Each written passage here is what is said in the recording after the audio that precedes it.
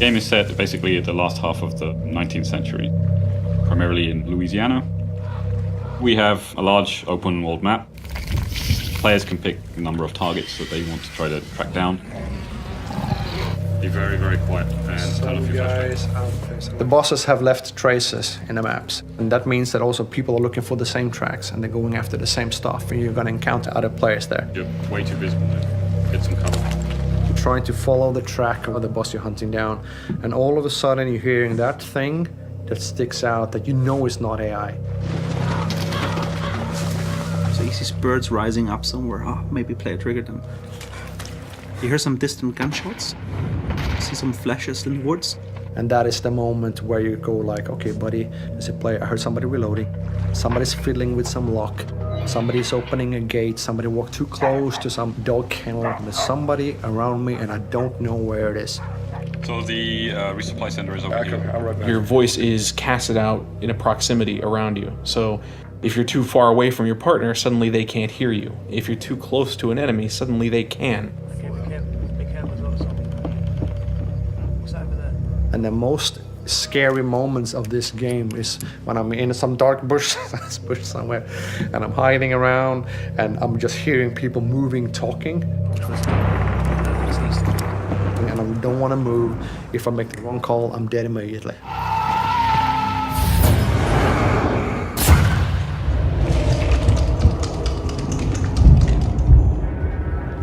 So you're actually at the boss. It's the boss fight. All right, man.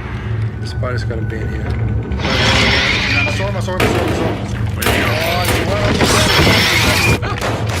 Then you have the kill and the banishing phase.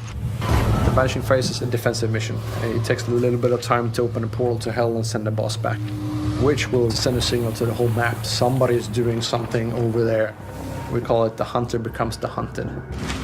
Dogs spot. There's a guy coming in the southwest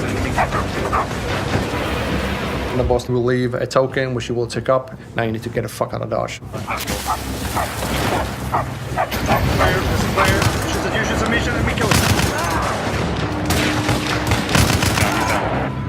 Quick, the other guys are still behind us. Let's keep going.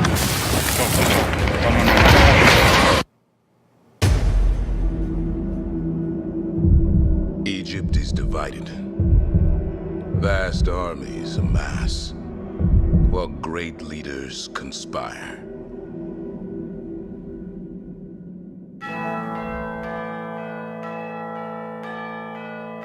Ptolemy, the boy king, he wants the entire region kept under heel. If you ally with my sister, I will kill every last Roman in Alexandria. But he is a puppet.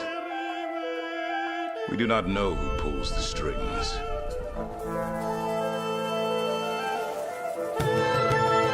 The exiled queen Cleopatra thirsts for power. We have informants in each region. Across Egypt, mysterious forces work against us. She wields followers with lethal skill in pursuit of her throne. It is time for assassinations.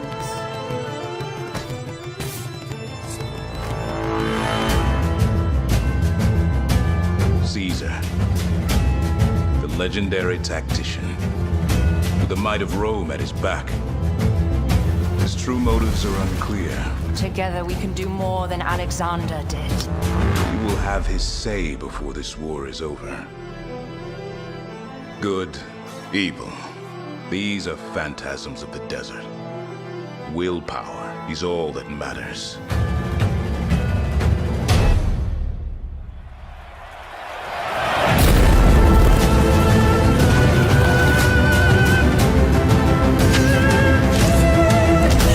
You may not be a king, Bayek, but history follows you.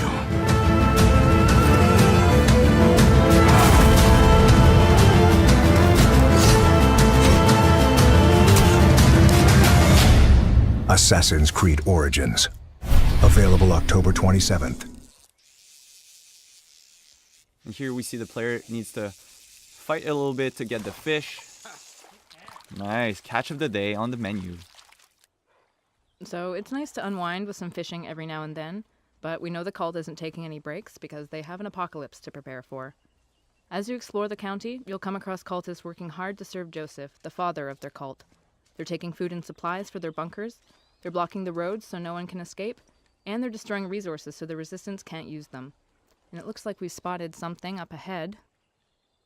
Yeah, let's take out our binoculars. Alright, seems like there's a small group of cultists there, Mari. Alright, so this looks like a forced baptism.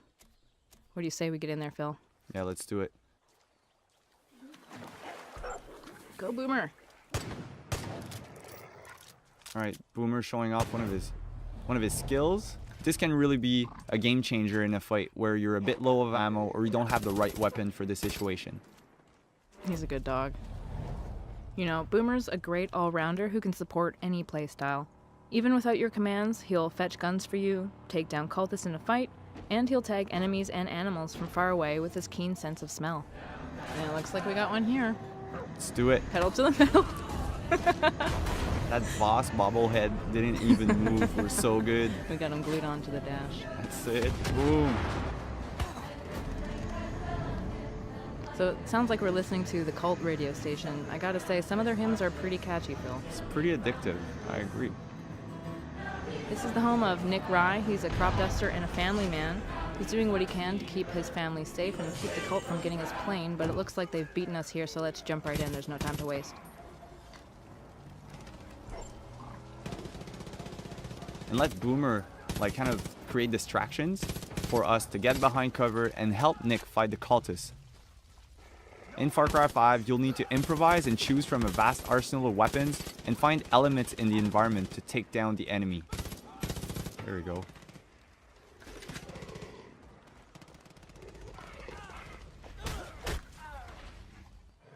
Boomer will stand his ground and defend you from predators, as there are a lot of moments for the player to hunt or be hunted.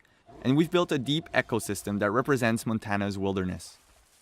So, you know, we've seen ducks, a sturgeon, deer, and this is just a small sample of all of the wild animals that you'll encounter in Hope County.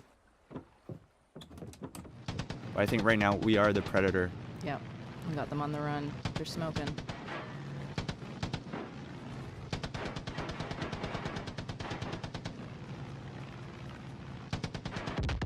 And we did it. Well done.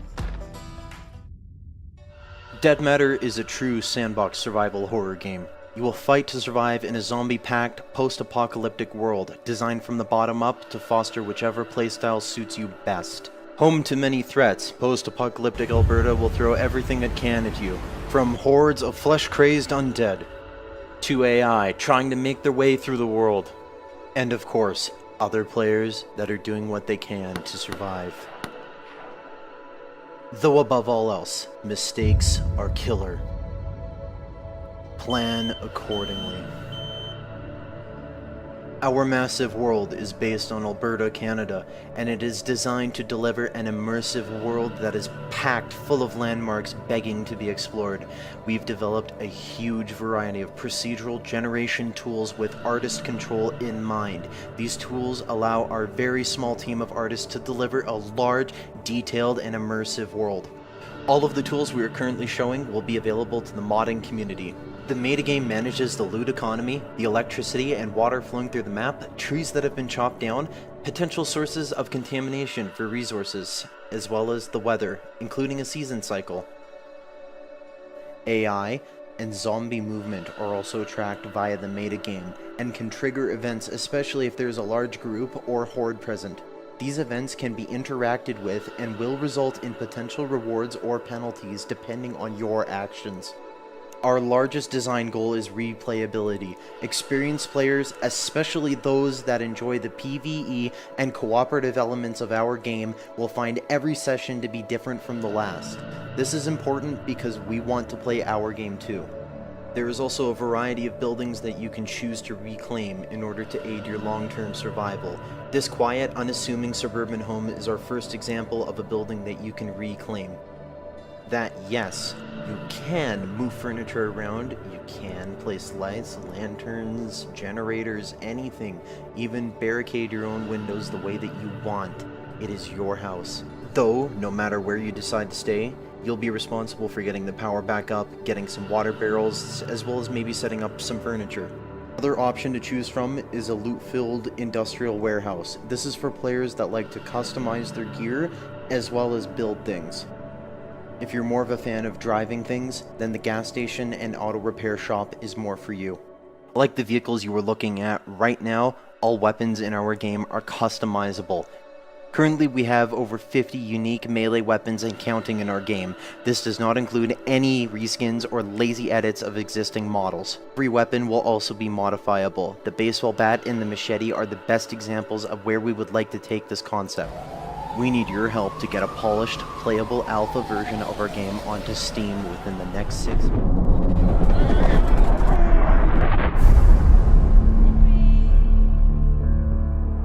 Henry!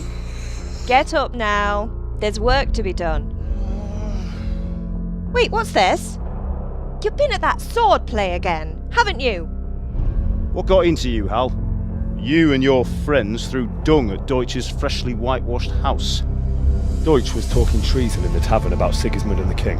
Someone has to bring order and reunite the Empire! That's for Sigismund! Woohoo! What the fuck do you think you're doing? We're just doing what we have to do! Oh, sons! I'll make those smiles off your faces! Look me in the eye, Henry. If you want to convince someone that they're wrong, try using your mouth and not your fists.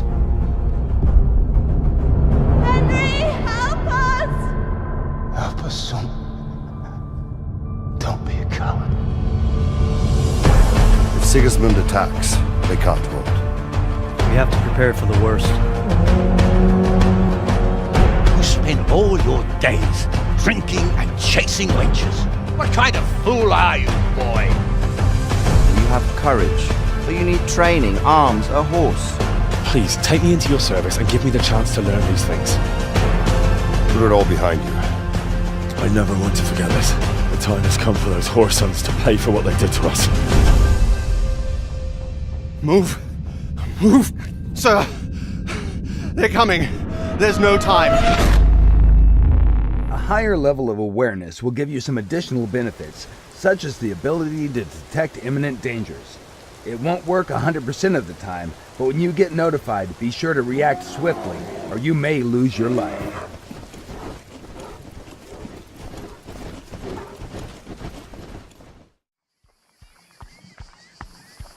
Okay, let's cover the stealth skill now. The stealth skill is linked with the dexterity attribute, but it also depends on other factors. To determine the final level of noise that your character makes, we first analyze the type and amount of gear your character carries. Then we take into consideration the movement and ground material type. This is the starting point of the noise level calculations.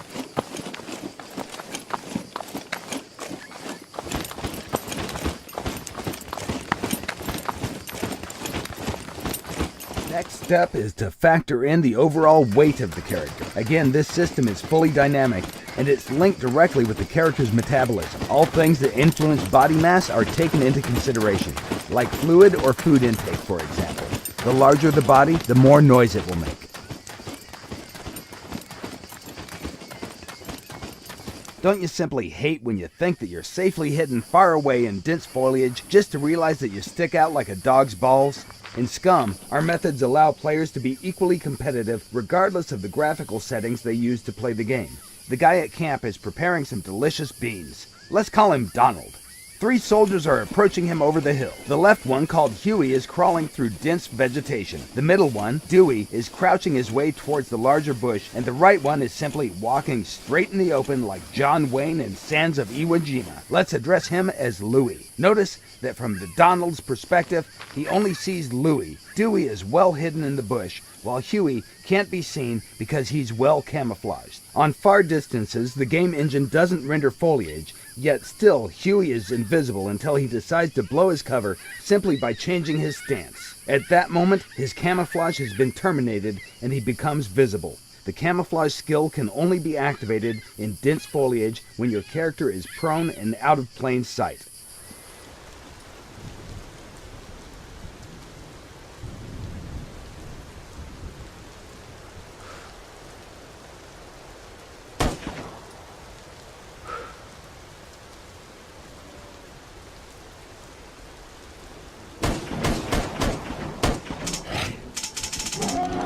Extinction takes place in a lush, vibrant fantasy world, full of painterly textures and bright, rich colors.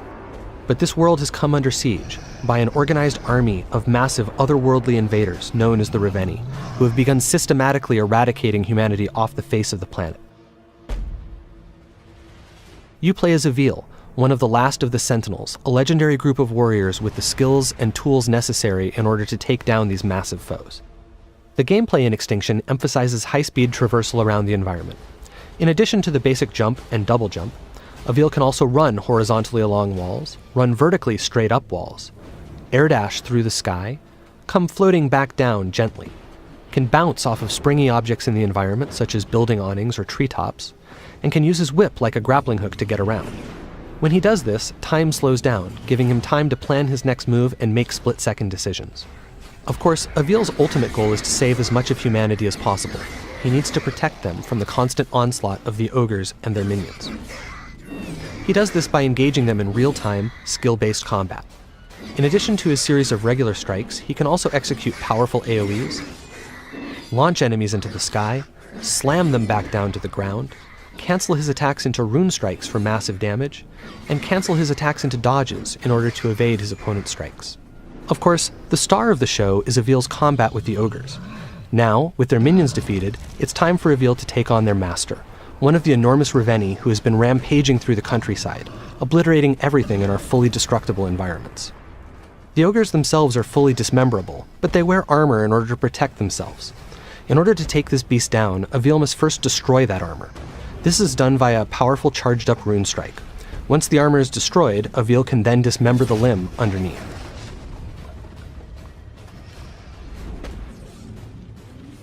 Dismembering limbs like this builds energy which Avil will need to ultimately be able to strike the finishing blow. And as you can see, this ogre is none too happy about the loss of its leg, and Avil has to dodge its attacks while also trying to remove the remaining armor in order to get to the limbs beneath them. This is an extremely dangerous situation to be in because if any of these blows actually manages to hit Avil, it will be death in a single hit. Having now absorbed enough power and weakened the ogre sufficiently, Avil's now ready to go ahead and strike the finishing blow. Using the traversal options we showed off earlier, Avil is able to climb up the ogre's back, take out its helmet, and deliver the coup de grace.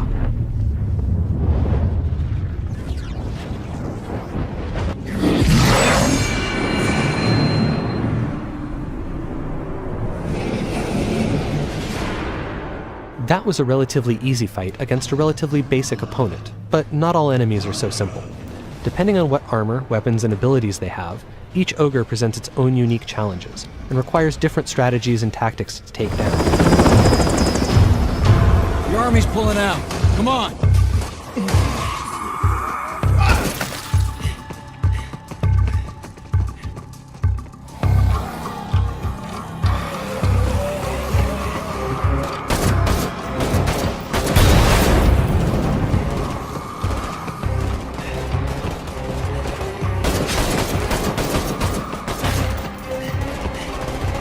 Last truck, get in!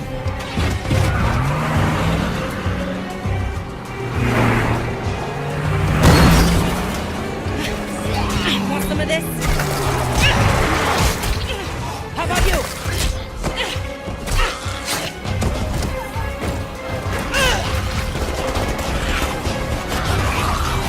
How will you decide who belongs? Thanks. I owe you.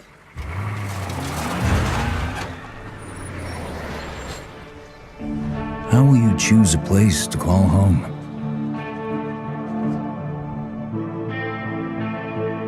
How will you build it?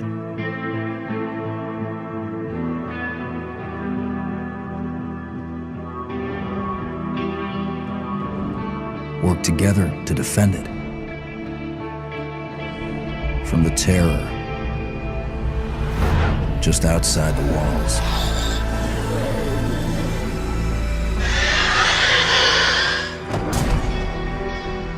When you get hungry, cold, what risks will you take? What mistakes will you make? When the only family you've got is about to tear itself apart, will you end a life? Wait. Or save it? please. This is our only one, but we need everybody we've got.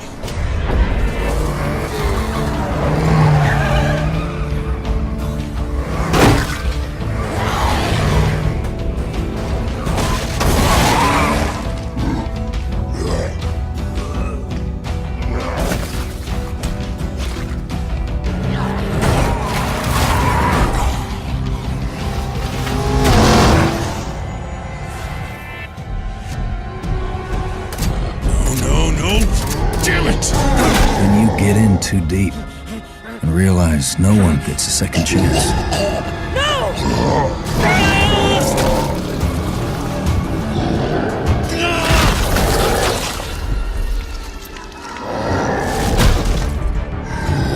How will you find the strength to carry on?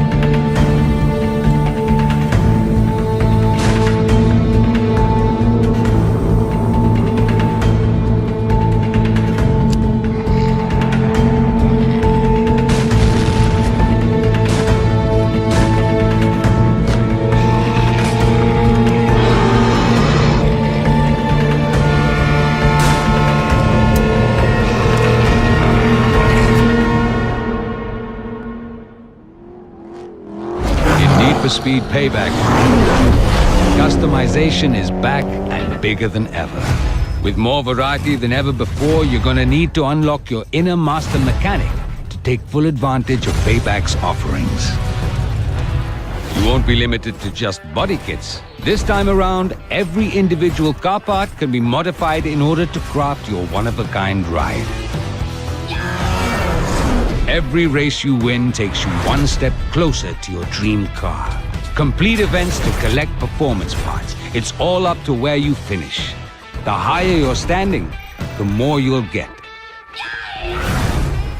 Or roll up to a tuning shop to upgrade your engine, transmission, whatever you need to stay ahead of the pack.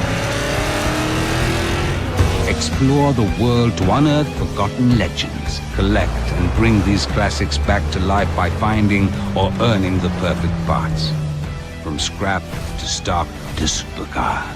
When it comes to any customization item, everything is achievable with time and skill. Your ride is waiting. Play your way, win your way. See you on the streets of Need for Speed Payback. Space for 5 cars in our garage, but This time around, we have got a virtual warehouse. So that allows us to effectively give you limitless cars. Yeah. So you can bring them in and out of your garage and, you know, work with the cars that you want to work with. Cool. So you can do just as many as you want. Absolutely. Great. All right, so let's talk about some of these cars. So we've got the BMW M4. We had the M4 in the last game, but this time we've upgraded. We've gone for the GTS. So it's a bit more track orientated. It's a bit more performance oriented. Okay, we got some muscle as well. We've got some muscle cars. So last time around we didn't really hit the money on the muscle cars. So yeah, we've done a bit more this time around. And yeah, the Nissan 350Z, right? So everybody's been asking for it. We can't deny the fans what they want, so we've put it in Need for Speed. Awesome. And this one, yeah, it may look quirky, right? Yeah. It seems a bit out of place in Need for Speed, but what we've done is we've built this feature called the Derelict that, again, Marcus touched upon it in the live show, but what the Derelict is a way for us to kind of let the player explore the open world that we've got. It's a rich open world that we have, so we've put these cars out there in the world for you to find and explore and kind of take them back to your garage and find all the parts that you need to build them. Cool. So effectively, it takes a car from stock to scrap, that's scrap to stock to supercar. Cool. So let's jump in the Beetle and fix it up a bit. Yes, absolutely. So it's looking a bit run down right now, right? Yeah. So we want to restore it back to stock. Yeah. Now we should probably say as well, these derelicts, you don't need to restore them like this. You can upgrade them a little bit. I think we'll show that in a little bit. Absolutely. And you could leave it like this if you wanted to. Yeah, right? for sure. Not my particular style, but you know what I mean. It might be somebody's style. So yeah, you can see some more of the parts. They're looking pretty good. Absolutely. So we've tried to make sure that we've got parts in every interaction point that we have for this car. We want to make sure that we've got a rich experience wherever you go on the car. We've designed a lot of parts for this car as well because, you know, out there in reality, there's not that much that you can do to a Beetle, but this is Need for Speed, right? And we want to take it that extra step further. Of course, of course. So we can play around with this car. Let's talk about some of the brands that are also a Need for Speed Payback. Yeah, so we've not ditched any of the brands that we had previously. So we've come back and we've got your Rocket Bunnies, we've got your Liberty Walks, we've got your Voltex parts, you've got APR parts, we've got all these rims that you can see right now. So many rims. So we love that stuff. We want to bring that back to the people. Of course. So I think we've done a pretty good job of showing this off. Shall we show off the big